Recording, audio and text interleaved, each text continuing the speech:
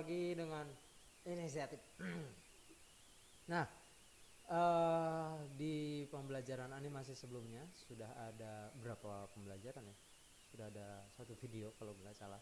Sudah ada satu video, ada penugasan tentang untuk teman-teman menonton video animasi yang sudah saya tugaskan. Jadi kita masuk ke pembelajaran inti. Mohon maaf jika pembelajarannya agak loncat-loncat ya tanggalnya, karena memang kita juga sedang mempersiapkan studio yang ready buat dipakai pembelajaran seperti ini.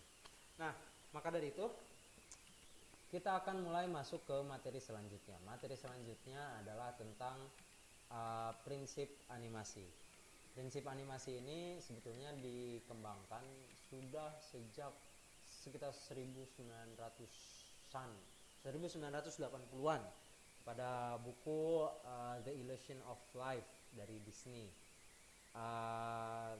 Animator dari Disney yaitu Ollie Johnson dan Frank Thomas itu memperkenalkan 12 prinsip yang mempermudah animator untuk menciptakan animasi yang lebih baik, yang lebih enak diperlihatkan. Kalau sebelumnya mungkin sudah beberapa dari teman-teman sudah mulai membaca kurang lebih 6 prinsip di pertemuan selanjutnya, di pertemuan sebelumnya. Di pertemuan sekarang mari kita selesaikan 12 prinsip yang dikenalkan oleh Ollie Johnson dan Frank Thomas. Ini adalah materi pertama. Jadi materi pertama tentang prinsip 12 prinsip ini. Prinsip pertama adalah squash and stretch. Kalau teman-teman perhatikan pada tampilan video, tampilan gambarnya, teman-teman bisa melihat bagaimana squash dan stretch ini digambarkan gitu ya. Squash dan stretch sederhananya adalah membuat objek terlihat diperas, tersquash, terperas dan terenggangkan. Jadi kalau teman-teman lihat ketika objek kotak ini menyentuh menyentuh bagian bawah, dia akan termampatkan tertarik gitu ya, seperti tertarik ke samping. Ibaratnya sebuah benda yang lentur, biasanya kalau teman-teman tarik itu terlihat lebih pipih. Sementara ketika dia melompat, bergerak menuju titik puncak, biasanya benda ini memanjang secara vertikal gitu ya. Ini adalah prinsip squash dan stretch. Squash and stretch ini memberikan kesan pada benda, mempertegas kesan lentur dari sebuah benda. Semakin lentur sebuah benda, semakin besar juga perbedaan squash dan stretch-nya. Nah, squash dan stretch ini sangat penting dan biasanya hampir semua objek supaya terlihat lebih natural biasanya menerapkan prinsip squash dan stretch. Sederhananya kalau kita lihat seperti pada bola di sini, ketika bola menyentuh tanah atau menyentuh bidang paling di bawah, dia akan terstretch, dia akan terpipihkan seperti ini. Seperti itu ya. Bentar. Nah, bagian ini kan ini terpipihkan. Kemudian ketika dia melompat, maka bendanya terlihat seperti lonjong secara vertikal, lonjong ke atas itu ya, atas bawahnya. Dan kemudian ketika mencapai titik puncak kembali kepada semula, begitu seterusnya. Kalau kita lihat dari objek di sini, ketika dia mau turun, dia memanjang. Ketika dia mau mencapai titik puncak, dia kembali kepada ukuran normalnya.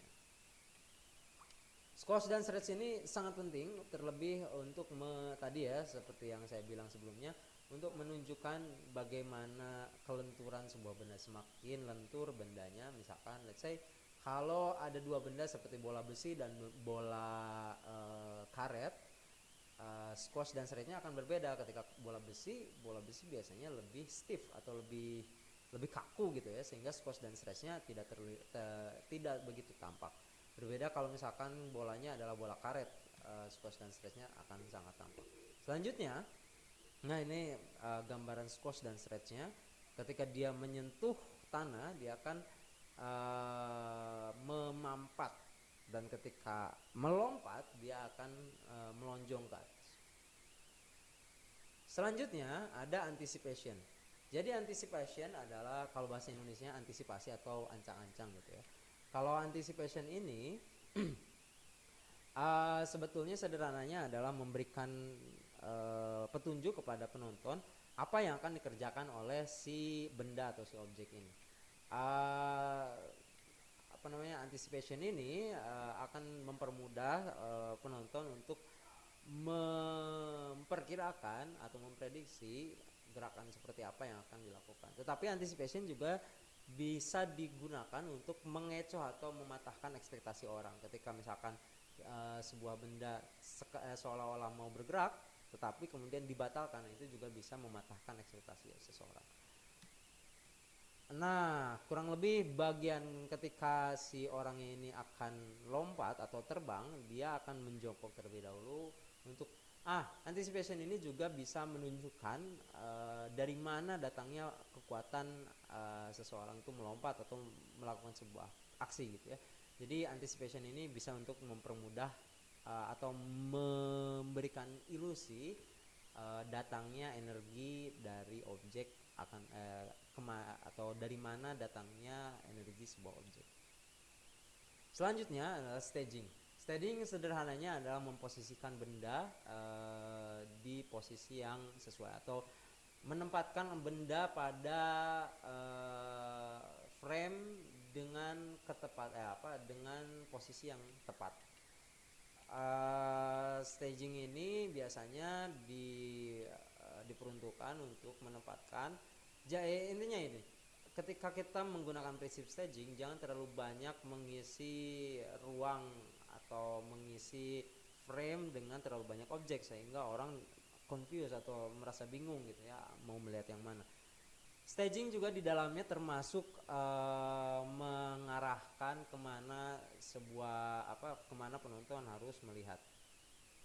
Selanjutnya straight ahead dan post to post. Perbedaan antara straight ahead dan post to post sebenarnya perbedaannya ada pada teknik menggambar. Dalam teknik penggambaran sebuah benda terdapat dua prinsip. Kalau misalkan kita menggunakan teknik gambar post to post, maka kita menyiapkan pose pertama, pose kedua, pose ketiga gitu. Sehingga di bagian tengahnya nanti tinggal kita fill in atau tinggal kita isi dengan gerakan-gerakan yang mengisi antara gerakan satu dan gerakan kedua. Sebagai contoh misalkan ada pulpen ini gitu ya. Ketika pulpen ini digambar, pada gambaran pertama gambarnya digambar di sebelah sini, kemudian gambar sebelah sini dan bentuknya seperti ini, dan pose keduanya digambar seperti ini.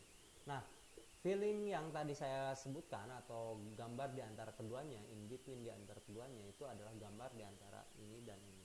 Jadi kalau misalkan objeknya seperti ini dan sampai sini, jadi kurang lebih dia gambar in between ini adalah seperti ini dan seterusnya. Jadi kita bisa menentukan di mana titik awal sebuah objek berada dan di mana titik akhir objeknya berhenti gitu. Sehingga post to post ini, teknik post to post ini biasanya mempermudah kita sebagai kreator untuk menggambar pose 1 sampai ke pose keduanya. Sementara untuk objek-objek seperti objek-objek natural seperti air, api dan sebagainya, itu disarankan untuk menggunakan teknik straight ahead atau menggambar frame dari frame per frame, frame by frame. Jadi menggambar frame by frame. Kalau tadi satu pose, gambar pose kedua, gambar pose terakhirnya, baru nanti diisi di tengah. Kalau straight ahead kita gambar tuh dari mulai pose pertama, pose kedua dan seterusnya. Salah ternyata. Selanjutnya teman-teman bisa pause dulu kalau misalkan terlalu capek ya. Tapi kita akan lanjut. Selanjutnya ada follow through and overlapping. Kalau teman-teman perhatikan pada ilustrasi di sini, ini adalah follow through. Yang bagian pertama itu follow through, yang bagian terakhirnya overlapping. Jadi follow through adalah posisi atau prinsip di mana si objek ini seolah-olah diikuti oleh bagian, atau gimana ya menjelaskannya, si objek yang bergerak atau bagian dari objek yang bergerak itu mendahului objek yang sisanya gitu. Jadi kalau misalkan orang berlari, berarti si kaki yang bergerak kan, maka bagian tubuh dia akan mengikuti seperti ini. Nah itu. Nah ketika berhenti, dia akan melakukan overlapping, yaitu si badannya ini, atau let's say ya kalau di sini kan, kalau di percontohan gambar ini si bagian ujungnya ini mendahului ketika dia berhenti, mendahului atau overlapping dari benda yang bergerak, bagian benda yang bergerak. Itu follow through and overlapping. Mana ya? Selanjutnya adalah slow in dan slow out. Slow in dan slow out kurang lebih adalah prinsip yang membuat si benda ini ketika mau bergerak dia memulai dengan slow atau memulai perlahan, makin cepat, makin cepat, makin cepat, dan ketika berhenti dia akan memperlambat sedikit demi sedikit sehingga pergerakannya tidak konstan, tidak terus menerus pada kecepatan yang sama gitu. Nah, slow in dan slow out ini biasanya hanya tidak digunakan pada objek-objek yang gerakannya kinetik atau bukan kinetik, pada gerakan atau objek-objek yang gerakannya robotik, yang seperti robot misalkan ya, robot itu sendiri gerakan-gerakan robot biasanya lebih statis, dari gerakan pertama sampai gerakan kedua terakhir dia sampai dia berhenti dia akan statis kecepatan. Selanjutnya adalah arc.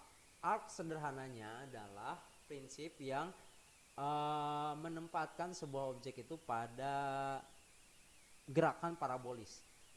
Hampir setiap benda di alam itu biasanya mengikuti pose-pose parabolis. Misalnya,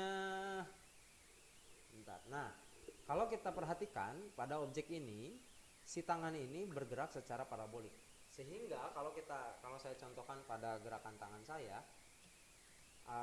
kalau teman-teman perhatikan ketika sebuah benda bergerak biasanya dia mengikuti gerakan parabolik atau gerakan yang melengkung gitu ya, berupa kurva. Nah misalkan saya contohkan ya, misalkan kalau misal gerakan kepalanya tidak memiliki prinsip arc, dia akan bergerak seperti ini. Tapi dengan menambahkan prinsip arc dia akan bergerak kurang lebih seperti ini. Jadi gerakan kita, karena biasanya sebuah benda itu terpaku pada tumpuan titik rotasi, sehingga bergerak berbentuk kurva atau berbentuk parabolik. Berbentuk parabolik itu ya melengkung seperti ini. Selanjutnya, prinsip yang ke-8 adalah secondary action. Secondary action adalah prinsip yang menunjukkan gerak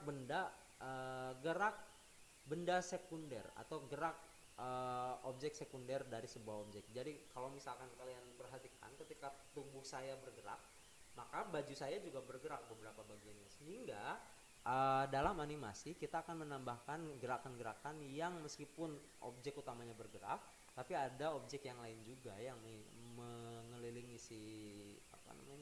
si objek utama ini bergerak juga.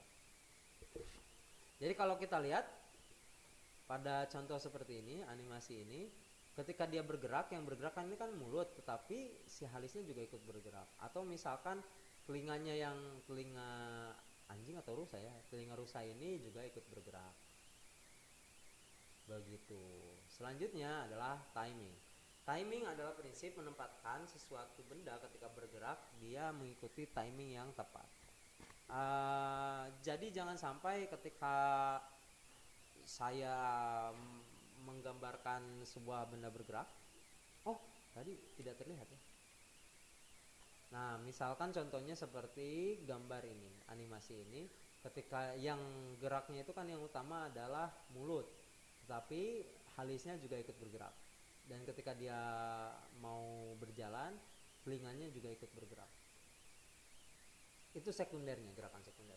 Selanjutnya timing. Timing ini adalah prinsip di mana sebuah benda itu penempatan waktunya tepat. Jadi tidak berbentrokan satu sama lain. Selanjutnya apa ini? Exaggeration. Exaggeration adalah prinsip di mana kita menambahkan atau melebih-lebihkan sebuah ekspresi atau gerakan. Sehingga kalau dalam animasi menciptakan kesan hidup tidak dengan menambah realisnya sebuah gambar, tetapi justru melebihkan realisnya sebuah gambar. Kalau teman-teman pernah nonton How to Become, dalam How to Become sesi keberapa ya, kalau kurang lebih sama prinsipnya sama seperti dalam impersonate seseorang. Ketika kita menirukan seseorang, kita harus melebaikan gimmick dari orang tersebut. Begitupun dalam animasi. Dalam animasi ketika kita mau menggambarkan sesuatu, maka ekspresikan dengan lebih sehingga penonton lebih percaya gerakannya. Selanjutnya yang ini timing ya. Ini exaggeration. Jadi kalau mau besar sekali, mau kecil sekali. Atau tersenyum, sangat tersenyum, atau sangat bahagia. Kalau bersedih, sangat bersedih.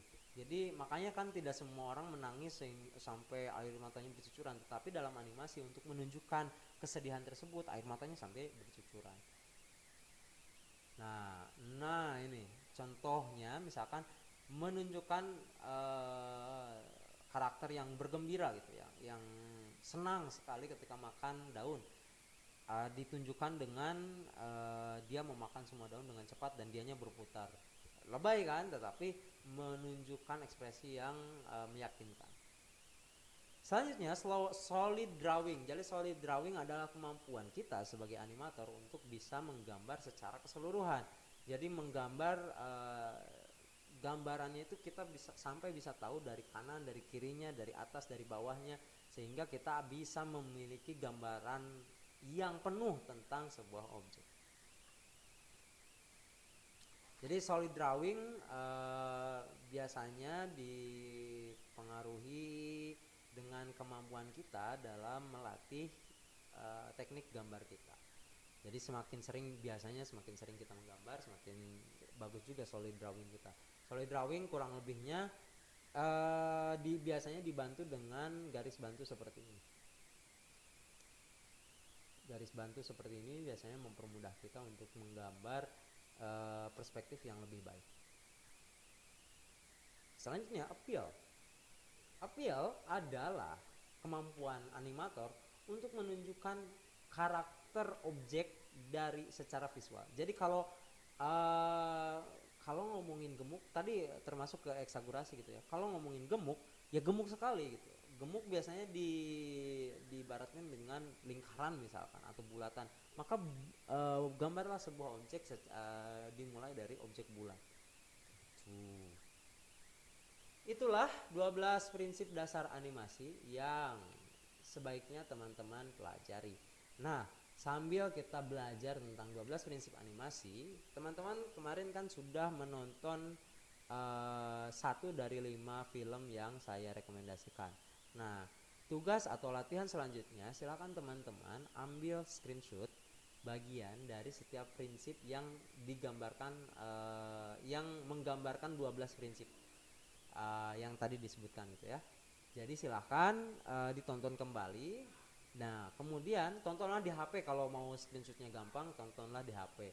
Kalau udah sambil ditonton, nanti perhatikan nih mana bagian yang menunjukkan slow in slow out, mana bagian yang menunjukkan squash and stretch, mana yang menunjukkan gambar solid drawing itu seperti apa, bisa dijelaskan juga. Kemudian dikirimkan ke Google Classroom yang nanti linknya akan tersedia di deskripsi, atau Google Classroom pembelajaran animasi. Begitu, terima kasih atas perhatian teman-teman. Sudah berapa menit saya live? Saya sudah merekam 20 menit, tapi berarti kurang dari 20 menit ya video ini. Semoga teman-teman bisa belajar lebih rajin lagi sehingga bisa memahami 12 prinsip animasi. Sebetulnya 12 prinsip ini hanya mempermudah kita ya, sekali lagi hanya mempermudah kita, bukan menjadi patokan utama sebuah animasi harus digambar, tetapi hanya menjadi rujukan kita untuk menggambar animasi yang lebih baik lagi. Kalau teman-teman menggunakan prinsip ini itu lebih baik, kalaupun tidak mungkin karena stylenya juga berbeda. Begitu, terima kasih. Mohon maaf kalau misalkan terlalu lama. Sampai jumpa di pertemuan selanjutnya. Dadah.